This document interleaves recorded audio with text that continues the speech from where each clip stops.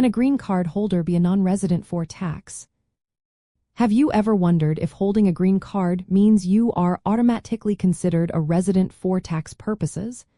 Many Latino families with green cards want to understand how their status affects their taxes. Let's clear up the confusion and see what really matters. Most green card holders are treated as resident aliens for U.S. tax purposes. This means they are taxed on their worldwide income, just like U.S. citizens. The IRS uses what is called the green card test.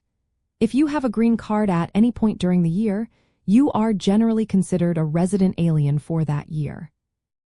But there are some rare cases where a green card holder might be seen as a non-resident alien. For example, if someone formally gives up or surrenders their green card, they can stop being a resident for tax purposes. This can happen if they decide to abandon their green card, or if the government revokes it through legal or administrative action.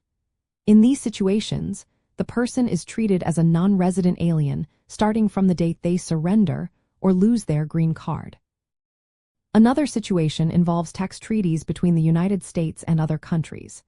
Some treaties allow green card holders to claim non-resident status if they meet specific conditions.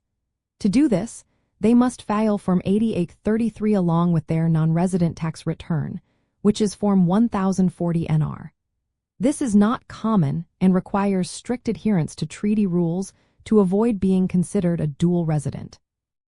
For most Latino families, the practical effect is that if you hold a green card, you are usually a resident alien for tax purposes.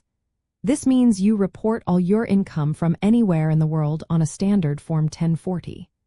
You can claim deductions and credits available to U.S. residents, and you must pay taxes on your global income. If you do not meet the substantial presence test, or if you have surrendered your green card, then you might be considered a non-resident alien. As a non-resident alien, you only pay U.S. taxes on income from U.S. sources. You would file Form 1040 NR, which has different rules and fewer deductions. You might also face withholding taxes at a flat rate of 30% on certain U.S. source income. Understanding whether you are a resident or non-resident for tax purposes is very important. It affects how you report your income and how much tax you pay. If you think you might qualify for non-resident status because of a treaty or because you lost your green card, talking to a tax professional familiar with immigrant tax issues is a smart move. In summary, most green card holders are considered resident aliens for tax purposes. Only if they surrender or lose their green card or qualify under a treaty can they be treated as non-resident aliens.